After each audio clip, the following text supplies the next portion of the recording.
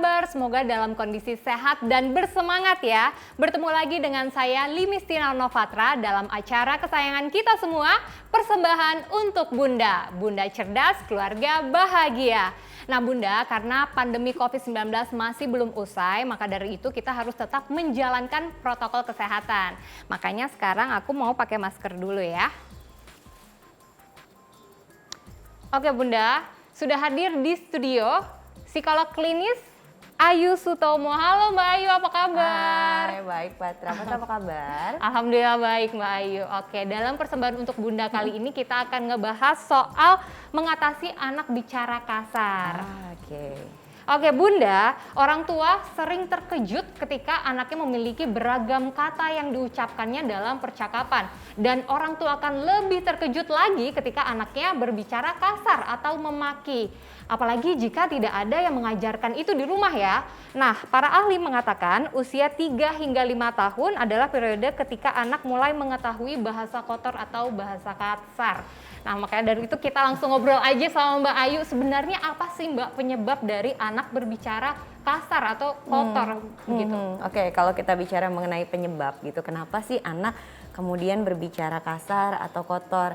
Padahal sebetulnya di rumah nggak pernah diajarin gitu kan ya. Ini anak dengernya dari mana gitu kan. Apalagi kemudian orang tuanya jadi biasanya terkejut tuh kalau denger kayak gitu. Duh belajar dari mana, duh denger dari mana gitu kan.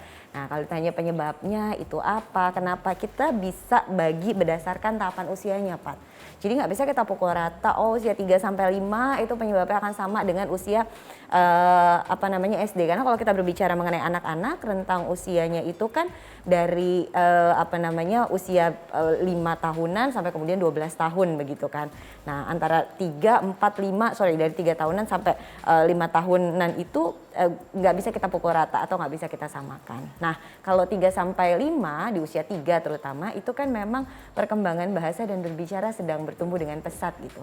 Banyak sekali kata-kata baru yang diserap oleh anak memahami atau tidak gitu kan ya.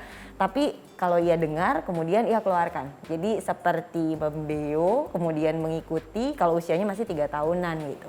Tapi begitu nanti masuk usianya SD 7 tahun, 8 tahun, 9 tahun, motifnya biasanya berbeda. Ada ketika mendapatkan seperti itu menjadi dapat perhatian dari teman-temannya atau mengikuti teman-temannya begitu. Sehingga nggak bisa dibilang bahwa kalau usia 11 tahun gitu kan masih 11 tahun masih masuknya anak-anak menuju dewasa atau 10 tahun karena pemahaman kognitifnya sudah lebih bagus, biasanya bukan karena lagi dia mengikuti tetapi memang ada penyebab lain. Bisa jadi karena kalau mengucapkan hal tersebut teman-temannya jadi memberikan reward gitu kan, memberikan reward yang positif untuk dia sehingga perilakunya kemudian diulang lagi, atau juga kemudian dia mendapatkan walaupun dimarahi tapi itu bisa menjadi bentuk perhatian untuk dia gitu kan, sehingga pada akhirnya dia menikmati, mengulangi dan pada akhirnya diulang-ulang gitu, padahal orang tuanya nggak ngajarin gitu.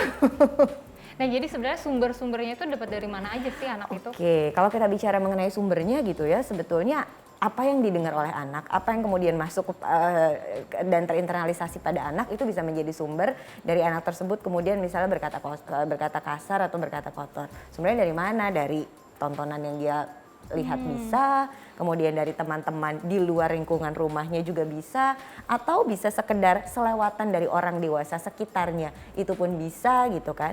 Tapi yang perlu dilihat kan atau dipahami adalah sebenarnya anak ini memahami atau tidak makna dari kata-kata yang dia ucapkan.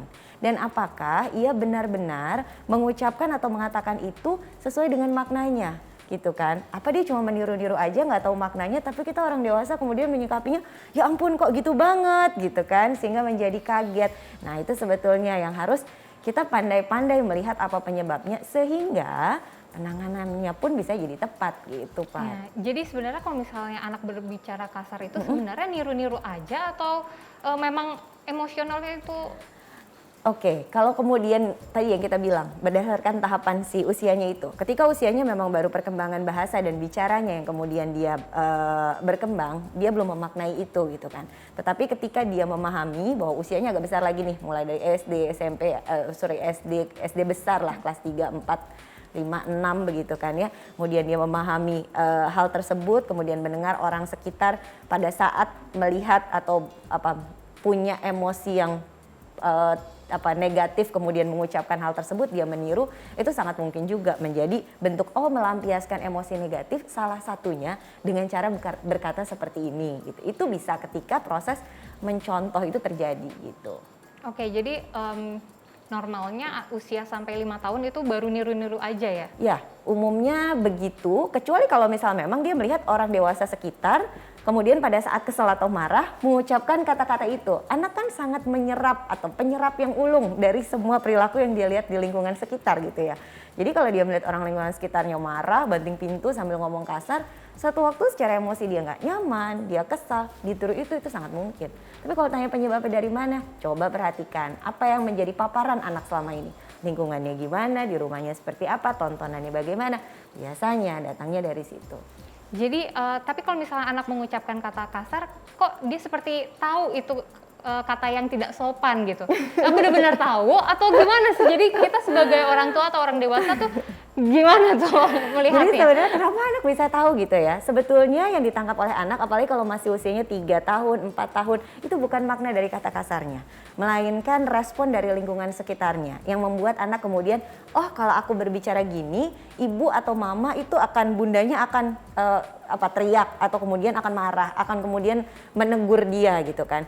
Marah, menegur, berteriak itu kan bisa diasosiasikan sebagai salah satu bentuk perhatian. Walaupun itu dimarahi, tapi orang dewasa di sekitar pay attention ke saya loh gitu. Walaupun bentuknya itu dimarahin gitu, tapi orang dewasanya jadi menegur, jadi kemudian mengajak bicara, jadi kemudian menyapa dia begitu kan. Dan itu dimaknai sebagai reward yang sifatnya positif. Positif dalam artian bukan itu reward yang baik, tetapi reward yang dimaknai oleh anak, oh saya dapat sesuatu yang menyenangkan nih dari ini. Oleh karena itu saya ulangi lagi saya ulangi lagi sambil kalau mungkin ya bunda di rumah ada yang anaknya suka sambil bercanda-canda ngomong kayak gitu, ngomong itu, terus ibunya teriak, terus anaknya ketawa-tawa lari. Nah itu sering banget tuh gitu. Terjadi tuh ya. Pengalaman pribadi juga sering banget kalau misalnya anak bicara kasar gitu. Terus kita kan kaget ya, terus dia malah seneng, malah senyum gitu.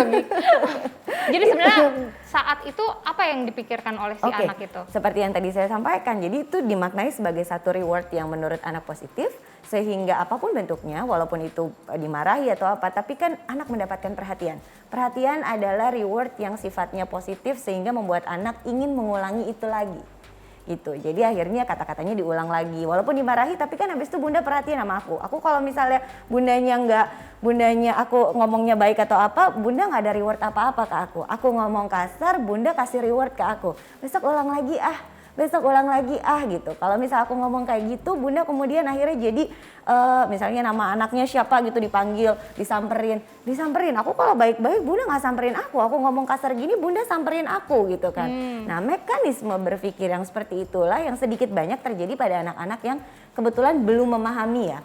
Kalau kasusnya di anak-anak yang udah agak lebih dewasa, kayak misalnya usia SD besar lah ya, kelas 4, kelas 5, kelas 6, itu biasanya rewardingnya udah datang dari teman-teman.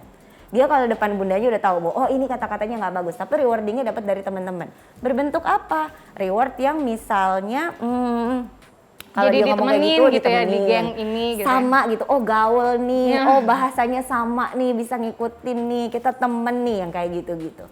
Intinya dia mendapatkan satu reward yang positif menurut dia, menyenangkan, yuk kita ulang lagi gitu. Tapi memang semata-mata hanya demi mencari perhatian?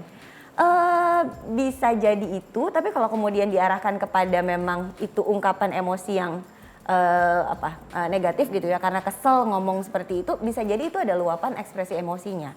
Tapi yang dia pahami biasanya dapat, kenapa sih mengungkapkan ekspresi emosinya harus dengan seperti itu? Biasanya datangnya pun dari contoh lingkungannya. Gitu. Jadi harusnya si anak tuh kalau misal mengungkapkan emosional negatif tuh harusnya seperti apa? Kan bicara kasar itu tidak baik. Nah, betul. Buat anak tuh gimana? Oke, kita bisa memperkenalkan anak kepada istilahnya kalau bahasa mudahnya itu adalah kayak roda perasaan. Jadi kita bisa dari kecil memperkenalkan anak bahwa oh perasaanmu sedang marah ya. Kalau marah apa sih yang harus dilakukan?